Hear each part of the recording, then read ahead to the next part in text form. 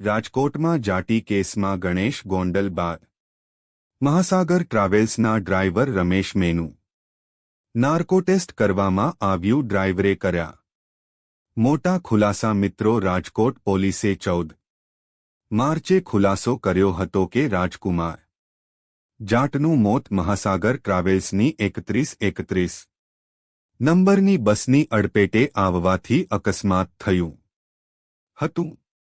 ત્યારે ચાલો મિત્રો આપણે જાણીએ કે ડ્રાઈવરના નાર્કો ટેસ્ટમાં શું નવા ખુલાસા થશે અને હવે આગળ આ કેસમાં શું થશે.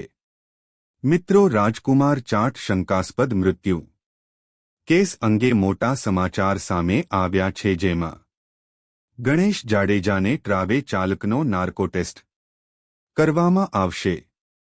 આ અંગે વિગતે વાત કરીએ તો ગોંડલના પૂર્વ ધારાસભ્ય જયરાસિંહ જાડેજાના પુત્ર ગણેશ જાડેજાને ટ્રાવેજ ચાલક રમેશ મેનો નાર્કો ટેસ્ટ કરવા માટે રાજકોટની કોર્ટે મંજૂરી આપી છે, જે આ અત્યંત ચર્ચાસ્પદ કેસમાં નવો વળાંક છે. નોંધનીય છે કે ગણેશ જાડેજાએ પોતે નાર્કો ટેસ્ટ માટે સહમતિ આપ્યા બાદ કોર્ટે આ નિર્ણય લીધો છે.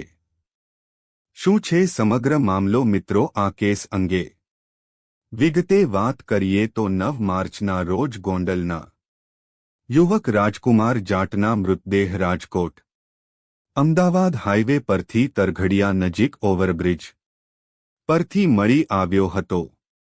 રાજકુમારના પિતા રત્નલાલ જાટે પૂર્વ ધારાસભ્ય જયરાજસિંહ અને તેમના પુત્ર ગણેશ ગોંડલ પર રાજકુમારને મારવાનો ગંભીર આરોપ મૂક્યો હતો. રાજકુમાર ગુમ થયાની નોંધ 6 માર્ચે નોંધાઈ હતી.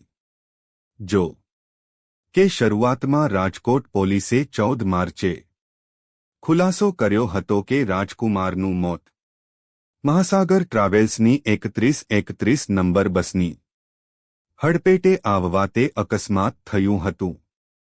પોલીસ તપાસમાં સામે આવ્યું હતું કે રાત્રે 2:15 થી 2:20 વાગ્યાની વચ્ચે અકસ્માત થયો હતો. પોલીસે 150 થી વધુ સીસીટીવી ફૂટેજ ચેક કર્યા બાદ ડ્રાઈવર રમેશ મેને પકડી પાડ્યો હતો. આ ઉપરાંત ડ્રાઈવરે પણ કબૂલાત કરી હતી કે રાત્રિનો